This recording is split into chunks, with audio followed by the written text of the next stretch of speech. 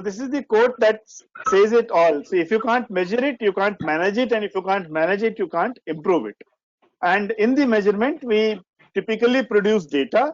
This data is analyzed and is converted into meaningful information. This meaningful information will typically take the form of various statements, and these statements have the some of the examples are that we measured the hand hygiene, and the hand hygiene compliance is 69% or 79%. We did the infection measurement, and we have the COTI rate of 4% or 10%, whatever is the measurement.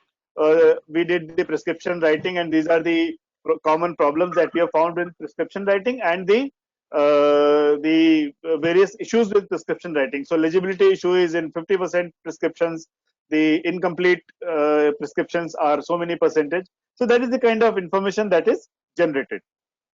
So in the quality improvement systems, the quality improvement is achieved by two methods, something what is known as push, and the data is the one which is pushing it.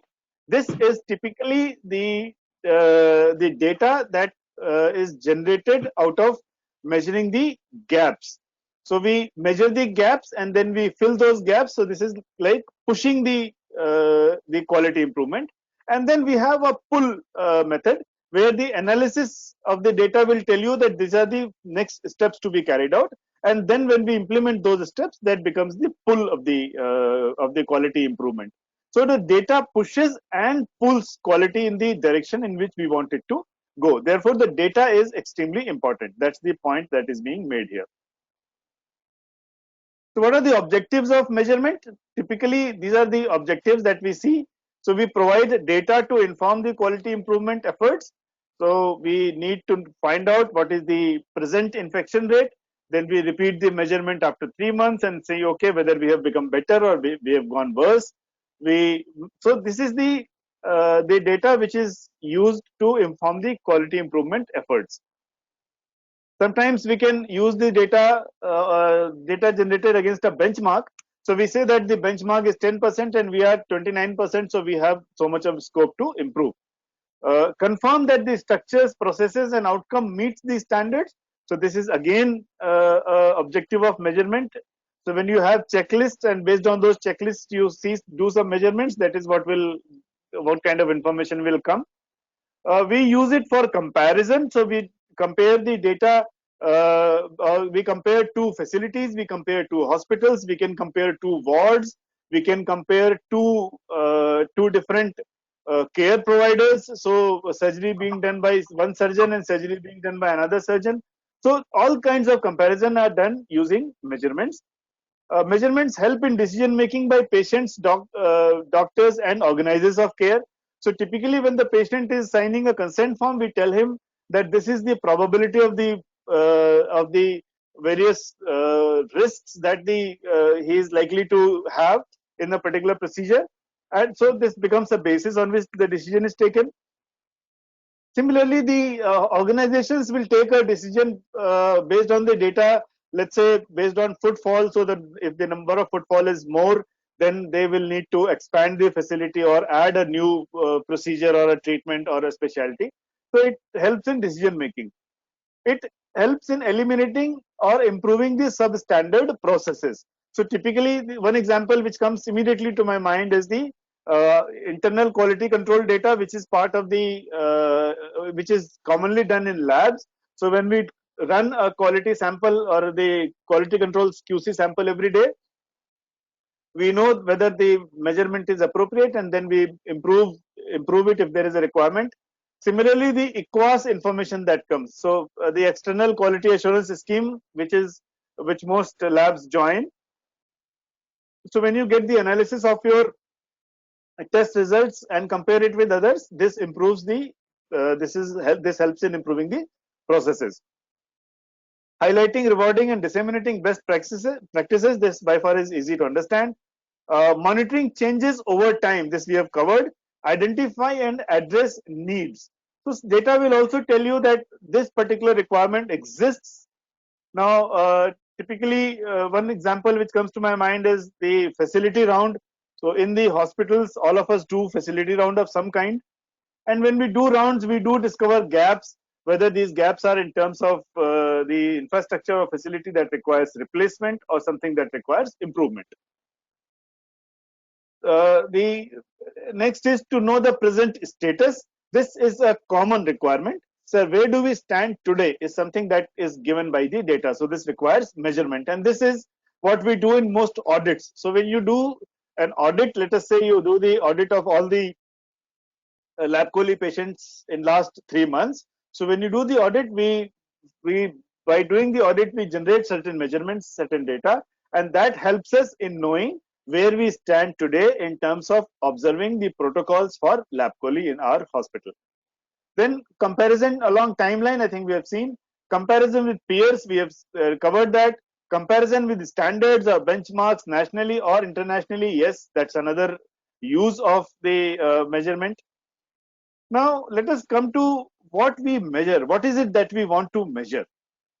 This question comes very often to our mind, and this is linked to what kind of the key performance indicators, the KPIs that we will eventually have in our hospital. Yes, any question? Someone has a question? Someone has a question? No. So please mute the microphone, because otherwise it will disturb everyone by introducing external sounds. So what do we measure? So this is what we measure. So we measure the structure. Now, structure means capacity to provide quality care, or capacity to provide quality care at a certain level of quality. Now, this structure measurements will mean that we are measuring all the structure components of the hospital system. Now, structure process outcome is a paradigm which is very commonly used in the quality systems, and we should know what structure is. We will not be having time to really get into a lot of details on this, but just to give you an example, structures are all those resources that form the input, or that are used to provide the quality of care.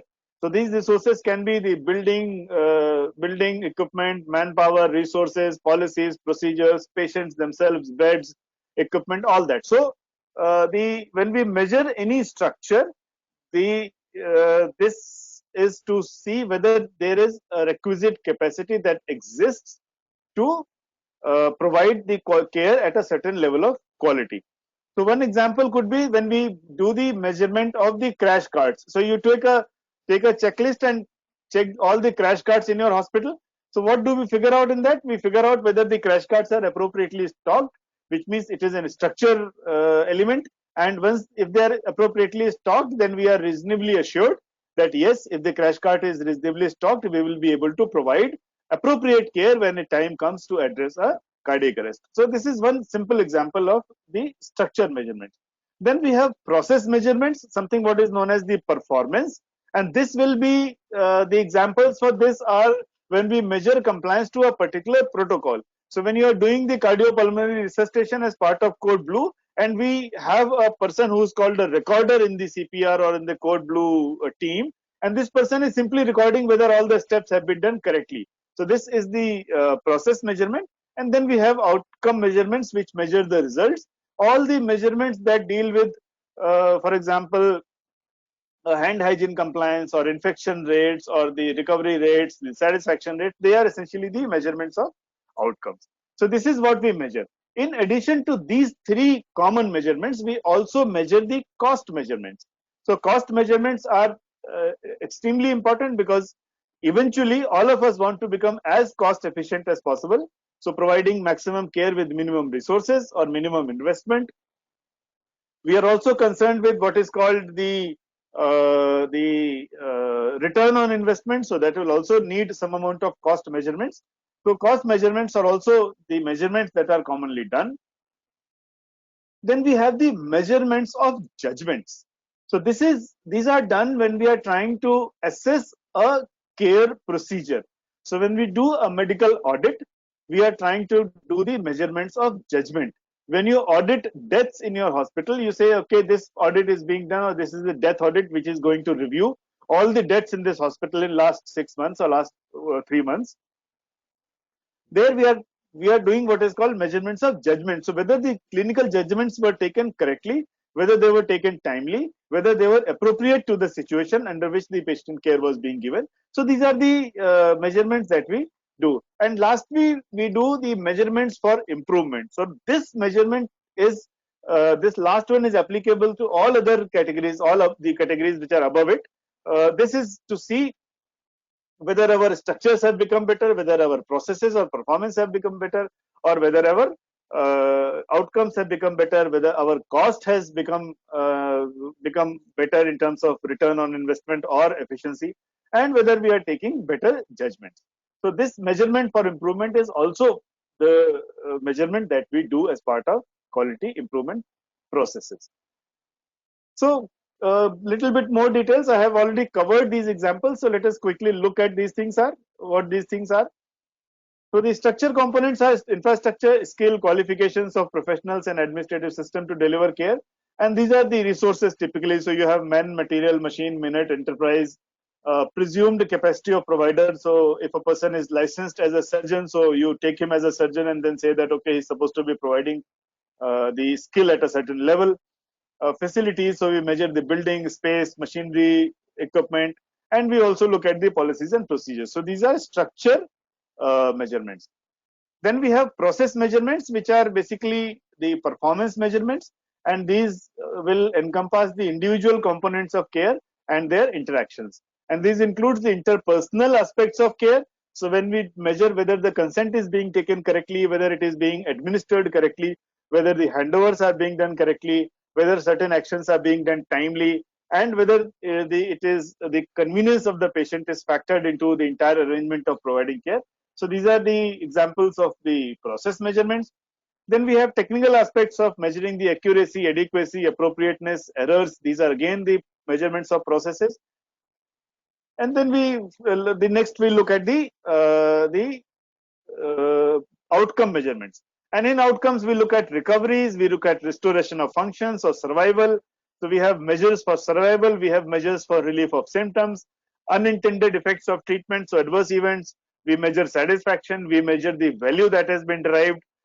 In the 5th edition of NABH standards, we now have to measure the patient reported outcomes. So far we were measuring only the satisfaction. Now we have to measure the patient reported outcomes, what is known as PROMs, the patient reported outcome measures. And we also can measure the patient reported experience. So PREM is the abbreviation or the acronym for that. So patient reported experience it can also be measured. So these are the new measurements that are now coming into the health systems, essentially to understand whether we are what we are providing in terms of care, whether we are doing it in a manner which is right for the patient or not. So the next one is the measuring the cost of quality. So this I think we have covered. We talk about the governance, the financial structures, the workforce, efficiencies, etc. So cost efficiency is important, and the value of healthcare is also important. This equation is the value of healthcare equals quality divided by cost is the measure of efficiency with which care is provided. And cost measurement is something that the organizers of care are very, very interested in. So when you look at any of the insurance schemes which is reimbursing the cost of treatment to the hospitals, or any other schemes, for example, CGHS or ECHS or any employee health scheme of any organization. So these schemes typically look at cost component more closely than the individual patients, and their interest is to cover as many patients. So therefore they get into a mode where the attempt is to reduce the cost of treatment as much as possible. And as we know, the Ayushman Bharat as a scheme has created new benchmarks and new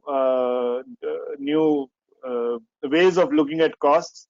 So cost is an important measurement when it comes to quality.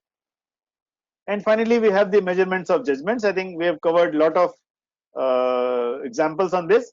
One aspect that needs to be added here is this, that this measurement of judgment is used to judge individuals or organizations, and these are professional or financial implications of such public reporting.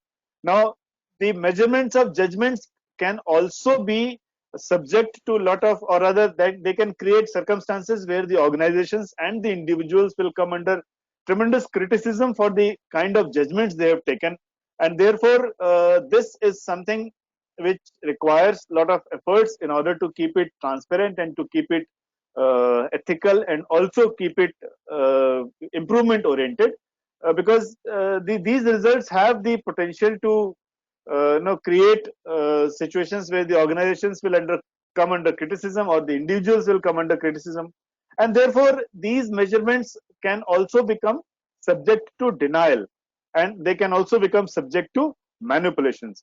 So therefore, whenever we are doing the measurement of judgment, and this is important for all the administrators who are sitting and designing the various qualities, various audits that we do in our hospitals, especially audits to do with the patient care activities. So when we decide, or when we have a measure of judgment, we must look at our protocols of whether we are able to built in adequate ethical safeguards and adequate transparency requirements, and at the same time adequate anonymity in the processes, because it must be understood that the measurements of judgments, whenever we carry out, this has the potential to invite criticism, and unless that criticism comes in the correct perspective, there is a tendency to blame individuals, which is not the aim of the quality improvement system. So therefore, the measurement of judgment by far becomes an important area that we must have very clear understanding of, and we should implement it in a manner which helps in improvement. Finally, in the quality systems, the aim is to improve and not find individual faults, and therefore this aspect needs to be remembered at all times. Then lastly, we have the measurements for improvements. I think we have covered enough. This is essentially to measure whether we have progressed in terms of quality for the other measurements that we do. So are there any questions? I have completed the first part of this presentation today, and so before I go into reporting quality, which is more easy to understand, let me invite questions, and if there are any questions, I'll be happy to take them, and we'll try to answer all of them. Yes, please. Are there any questions?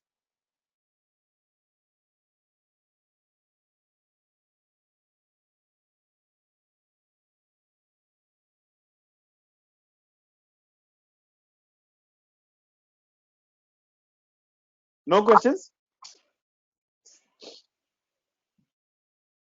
That's very strange. Yes, questions, please.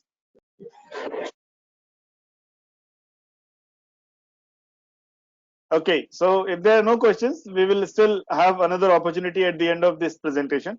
So let us go to the second step, and the second step is, the second part of today's presentation is reporting quality.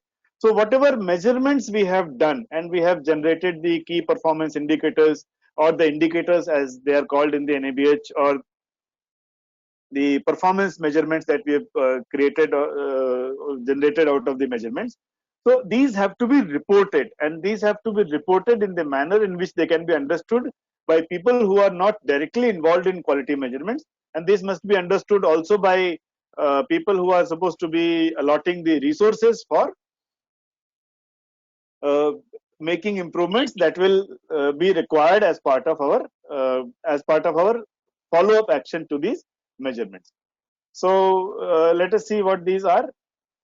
So there are some ground rules for presenting the data. So whenever we have any data, I'm sure many of us would have seen this earlier. So the ground rules for presenting data are that we must keep the presentation as simple as possible. It should not be cluttered. The graphs and charts and whatever we are using, we should not try to push too much information in one graph or in one chart or in one picture, because that makes it difficult to understand. So the first rule is to keep it simple if we really want people to understand, and also to have an impact on the quality improvement systems. So that is the first requirement. The second requirement is avoid complex color schemes and three-dimensional graphs. Essentially, this is the component of presenting the data on the screen or on a printed document. Complex color schemes make it difficult to understand. You need to really focus and figure out what is being stated and whether it is making sense. So they are difficult to read and therefore must be avoided. It must have a clear heading, and it must mark the name of all the variables and all the units clearly. So let us see some examples. Okay, there are some more in this, the rules. So choose scales carefully. Include both numbers and percentages. So the example is, which is very commonly followed, is that you give a figure as X and then give a percentage within the parenthesis. Yes, please. Someone trying to ask a question?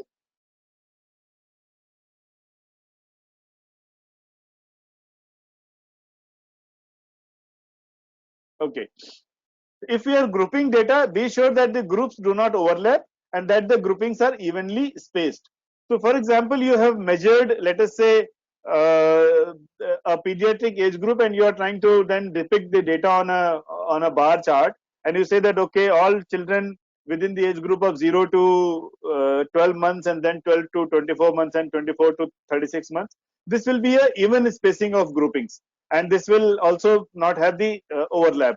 But if we mix it up, one group is 1 to 0 to 12 months, and then other group is 12 months to 36 months, then we are not likely to be able to explain what we are trying to explain. Of course, the context of each data that is being or each measurement that is being presented or that is being discussed needs to be looked at. When comparing data before and after or between groups, include a confidence interval when or wherever possible. We have discussed the confidence intervals when we talked about the sampling of data, and there are more discussions, but most discussions possible, but not in this forum today because the time limitations are there. So here is the first simplest way of presenting a data, and this is called tabulating it. So we have a table, and here you have two hospitals or two sets of hospital under the same management. So we have, I hope you can see this slide. Is the slide visible on the screen of all of you? MM?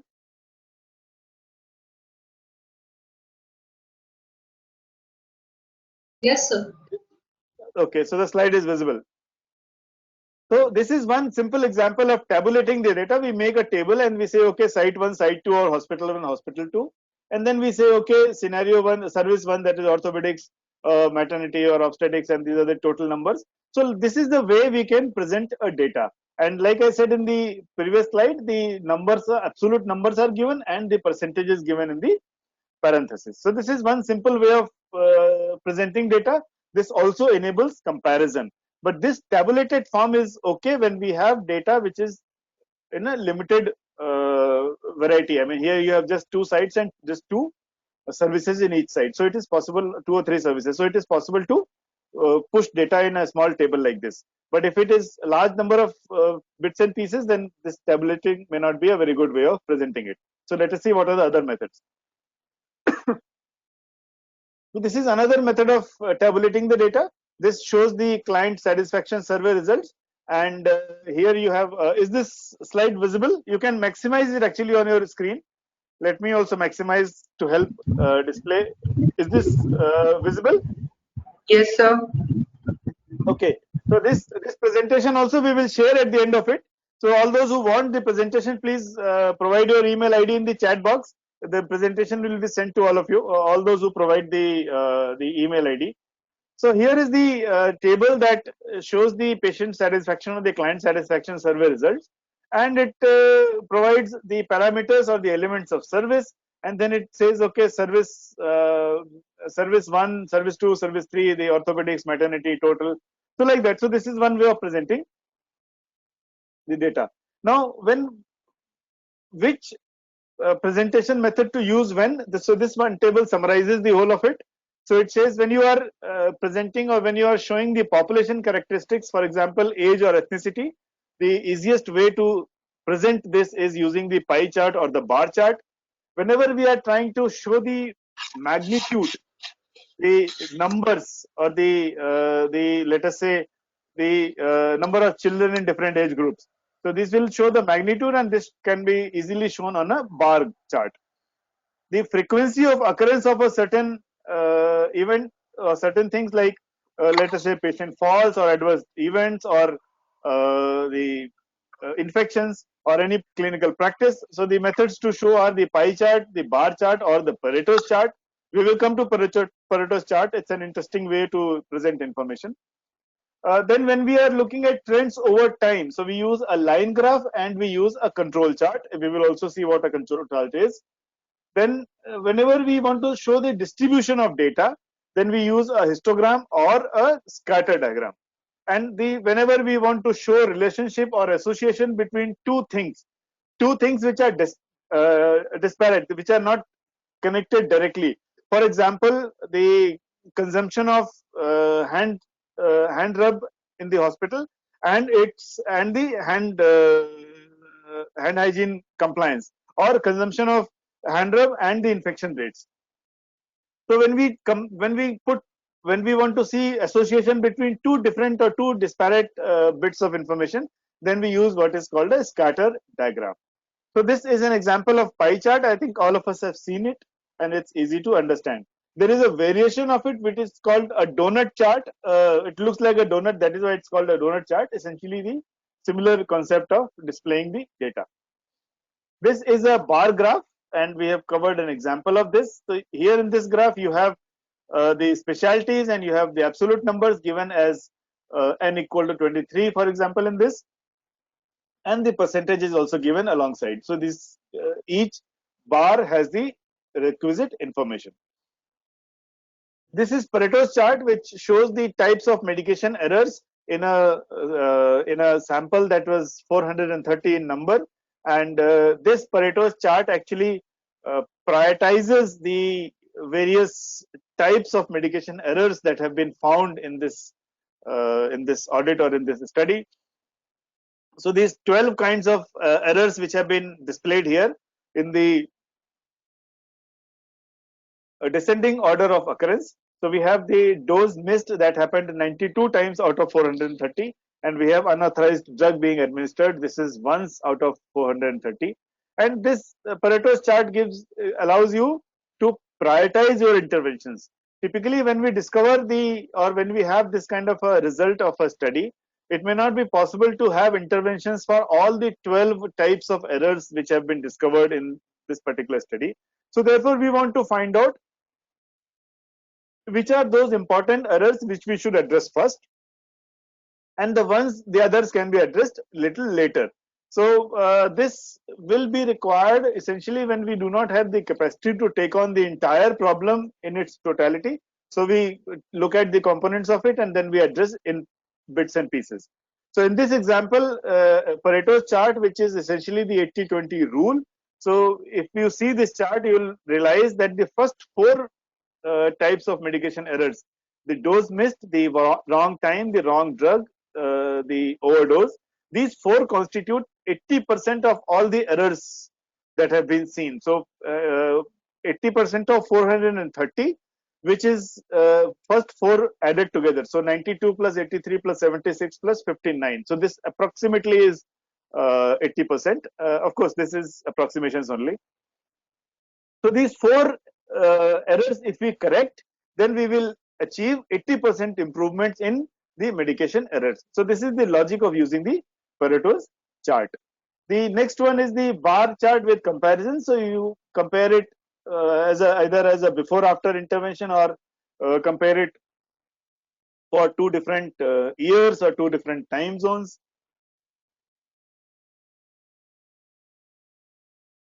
Next, we have a histogram and a histograph. So histogram are all these vertical columns that you see, and the graph is the line that connects the midpoints.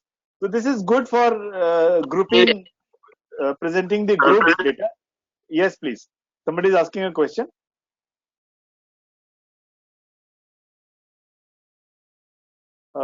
Okay.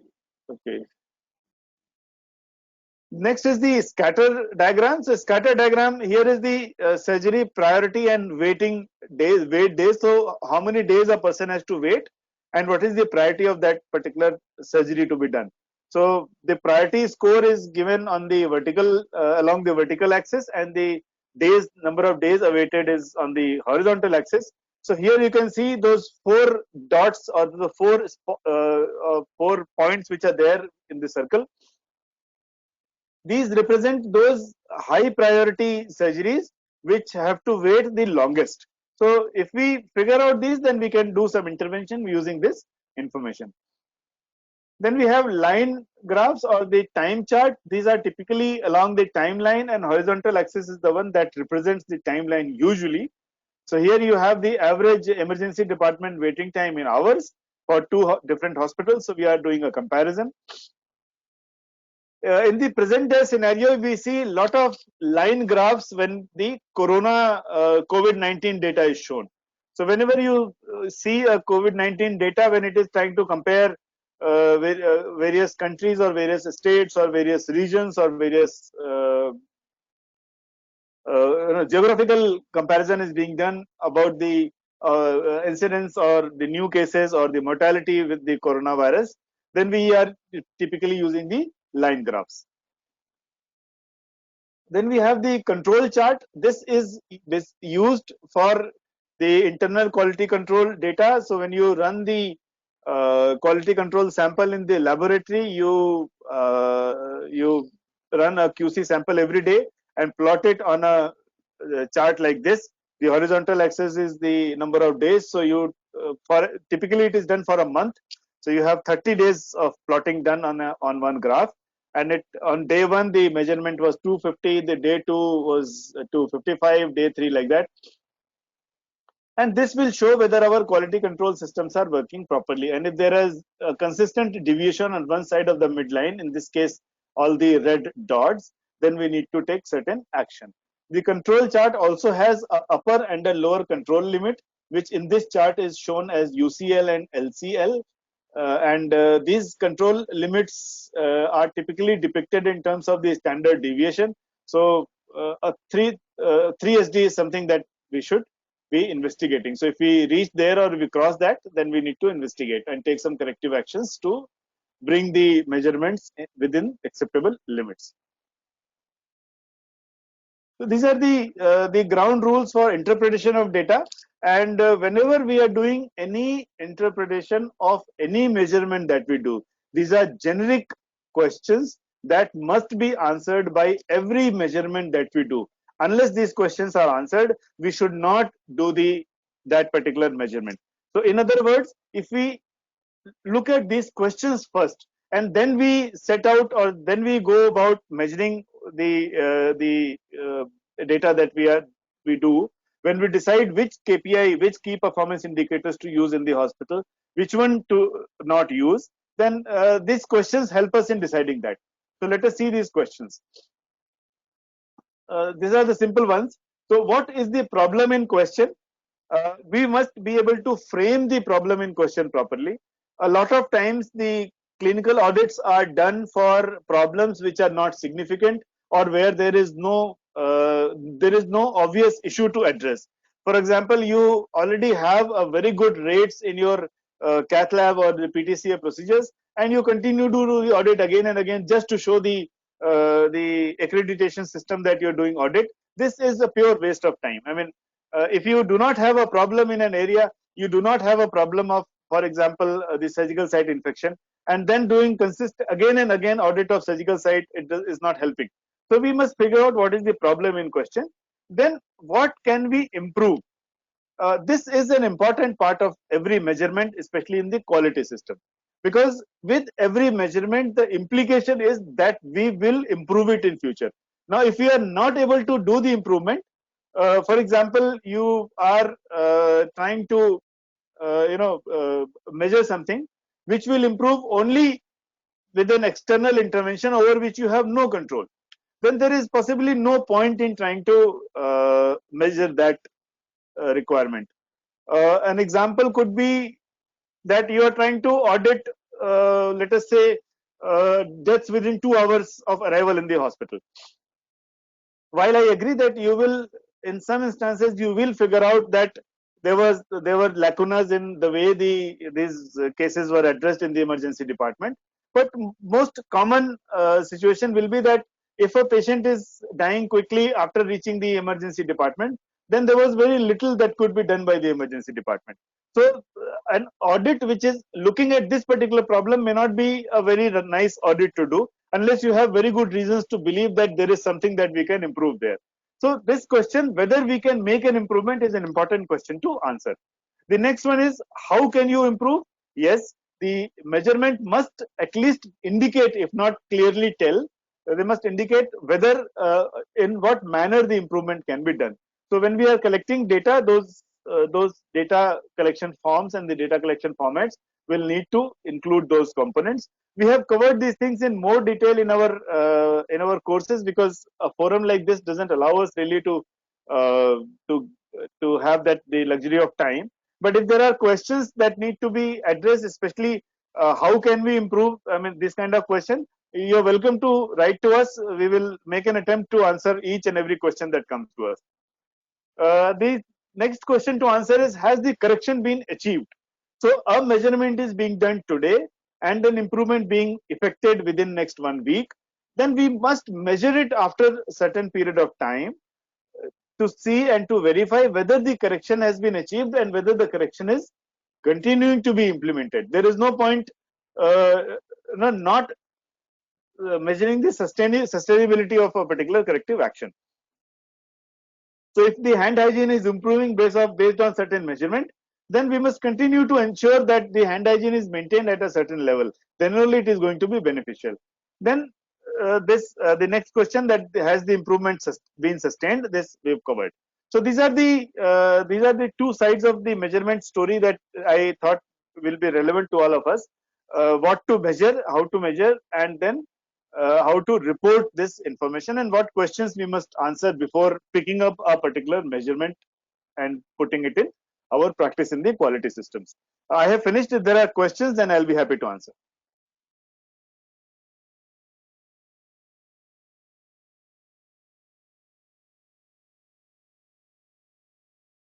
No questions? Interesting. Shinu ma'am, do you have something to add on this? Sir, one question, sir. Yes, please. This You are quality. Ananda. This is Virat Chiranjeev, right? Acha, okay. You know, your name shows as Ananda. Okay, so what is the question? Yes. Sir, this quality aspect, how far it is going to be analytical tool for us in these pandemic situations, and what is the best analysis that we can find out through quality for these pandemic situations? Well, I can only say this, that any improvement that we are going to make in our systems to handle this kind of a situation again in future will depend on whether we learn from the current experience, and we will learn only when we have measurements in place. But we will, unless we have recorded. If in your hospital, are you working in a hospital, Virat? Government institution, sir. Yeah, yes, sir. I work for So Ruya Hospital, Tirupati, sir. Yeah. okay, so if you're working in a hospital and if you have addressed or if you have handled large number of COVID-19 patients in your hospital, then there has to be a method to learn out of this experience. Now, what is that method? Have you recorded your experience so far? Have you seen what is the disease pattern? What is the kind of patients that you get? What are the common problems that you get to address? The clinical presentations, the interventions. So all that learning will only happen when we have measurements in place. I mean, if I keep treating patients and I do not keep a record of any of the measurements for learning in future, then 3 months down the line, I will not even remember what I did on 17th of October 2020.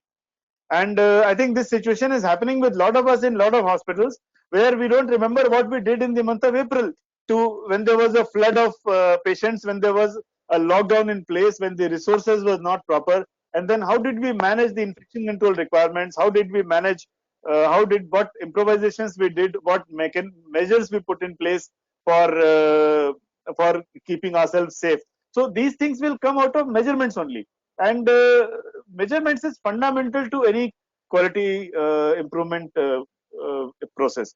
So if we think that we will sit down someday and then recollect all that we did in last 3 months, 6 months, or 1 year, that will not really work. We will have to have a concurrent method to record the experiences and be able to analyze it subsequently so that we learn out of this. I hope that answers your question, Virat. Thank you, sir. Thank you, sir. We have recorded all the data. If time permits, I will also share with you to analyze something No, important on that as well. so recording will be beneficial only when we convert this recording into information, and that Yes, information is sir. shared with your hospital staff. That will be really interesting to note. And Thank you. in fact, aimed at the data only, we have lot of statutory requirements now to report the data to the government. I am sure in Tirupati also the state government is controlling all the COVID-19 testing. So everything that you do has to be uploaded, and this is all measurement. I mean, this is what is measurement. We may not realize, but we are part of a big measurement process which the government has put in place, and also a lot of hospitals have put in place, and these are being used. I mean, whenever you say that the COVID-19 management protocol has this improvement today, it is basically because someone was measuring and has made some sense out of this, and based on that a recommendation is being done. So that's all I have to Thank you. add here. Thank you, sir. Thank you. Thank you. You're welcome, Virat. Any other question? Good afternoon, sir. My name is Sham. Yes, Mr. Sham, tell me. Now we have JCI and NABH. They're asking us to capture, or measure certain KPI, and all that. Yes. That is fine. But in the absence of these accreditation bodies for a new hospital, how to plan, how to get start identifying what is important, what report is important? Well, there are textbooks of quality which can tell you which are the common measurements that you do.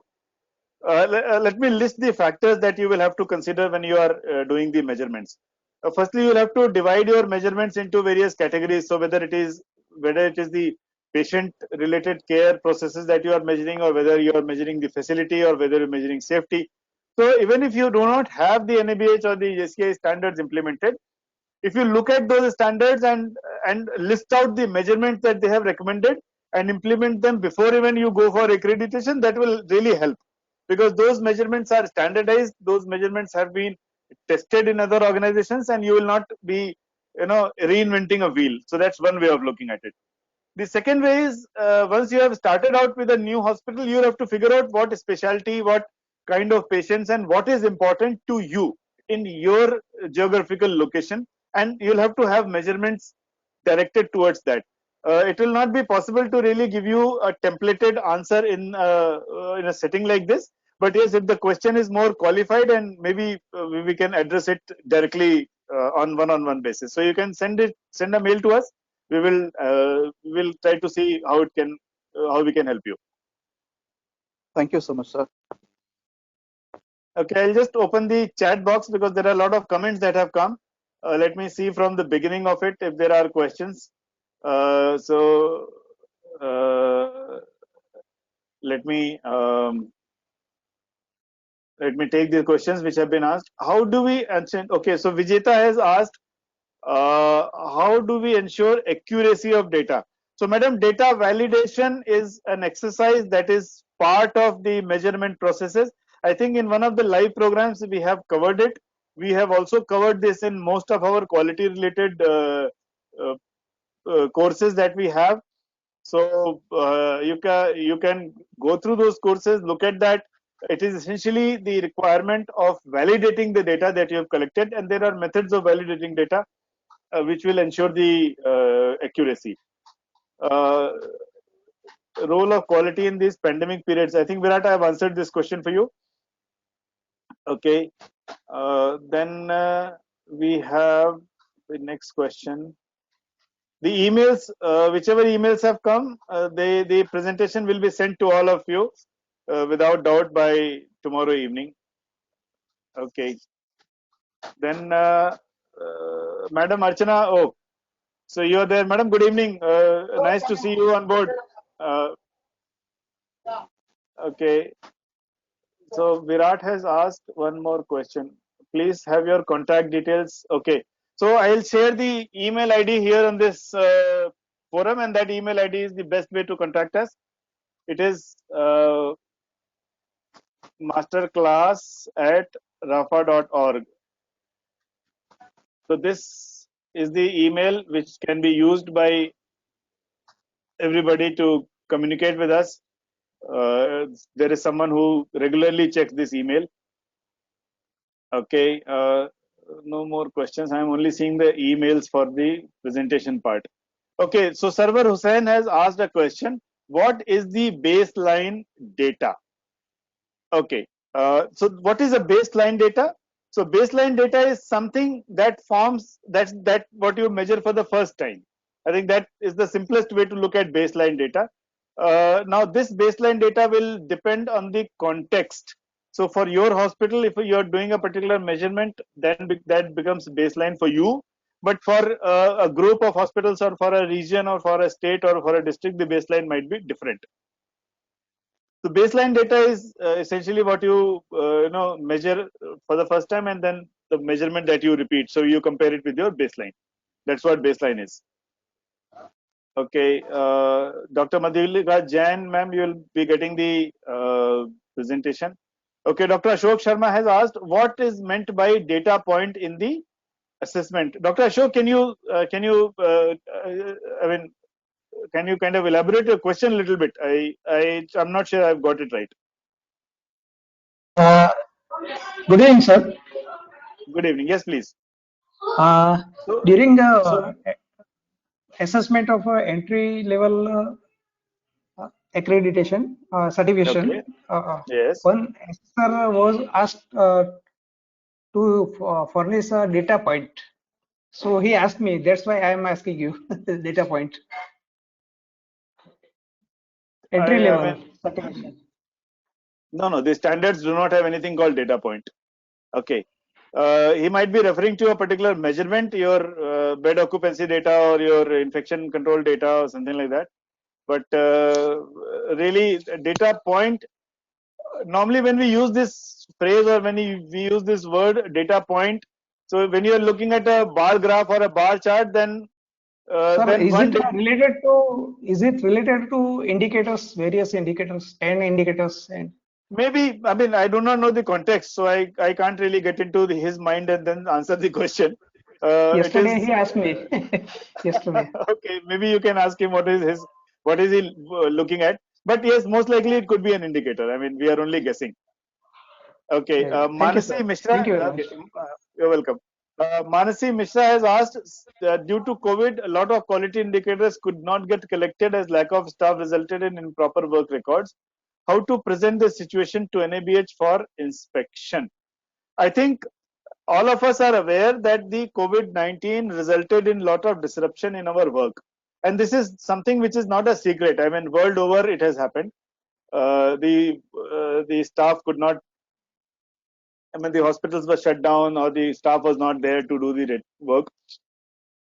I think the best way to present to not only to NABH, to anybody who's asking you data is to present the truth that this is what we have measured and this is what we were not able to measure. I think this will be the most straightforward approach rather than trying to create data and then say, okay, this was not there and this was there, and then not having a adequate explanation for what the data that you show.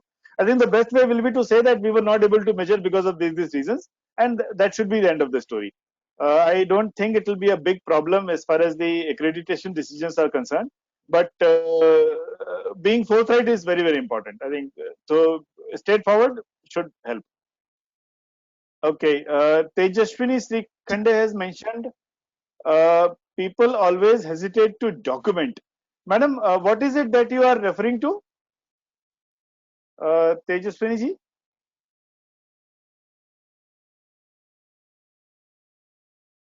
I can't see her on the screen, so maybe she left. Sir, Okay. Yes. sir, Yes, yes. is there any specific key performance indicator for all the department by sir? Is there any template or is it customized? There is a no. There is a list. Usually the accreditation systems will have their own requirements. So they will mandate. So they will tell you that you must measure this. For example, NQAS has a requirement that you must measure this. NABL has a requirement that these indicators must be measured. The NABH has a requirement. The JCI has a requirement. So they will tell you that this indicator must be measured, and they will also tell you how to measure. So the denominator, the numerator, and the multiplication factor, all that will be given by them and defined by them. So I Okay. think that answers your question. Yes, yes. Okay, okay. Tejashwini Srikhande has made a comment that continuous training is mandatory for documentation process. Yes, madam. I think whenever we implement a quality system in the hospital and when we start measuring quality, we cannot escape from training. This is something which is going to stay with us for all times to come. So yes, training is mandatory, because without that there will be no improvement, and also because we will have attrition of staff, so the newcomers will have to be trained. Chandresh has said, how do we measure potable water quality? Oh, so Chandresh ji, you're there? Chandresh? No, I can't make that out, but anyway. So, okay, so Mr. Chandresh, the question is how to measure potable water quality. So there is a there is a BIS standard, our Indian standard, the Bureau of Indian Standards BIS standard called IS 10500 of 2012. So that's the standard which defines the quality of potable water. And when you test the water against those parameters, that is the method to measure the potable water quality. I hope that answers your question. Okay, Tejaswi Shikhande, you've made a couple of comments. Yes, we have to continuously monitor documentation as this helps us to improve process. Yes, in fact, in the audit presentation, we did cover this, that the documentation is something that is going to help us. And that will be the record which we will use for learning about our own systems. So there are no more questions, and we are also coming to our close time of 4 o'clock. So thank you very much, everyone. This presentation will be sent to you. And thank you for all the seniors who are there with who are there in this presentation, in this session today. Marshal Rajvi sir, thank you. Pramila ma'am, thank you. Nand Kumar, nice to see you. So we have a good good attendance today. Thank you, everyone. The presentation will be sent to you, and this video will be available on the YouTube channel of the Research Foundation. So this can be seen there also. Thank you very much, and all the best to all of you. Thank you, sir.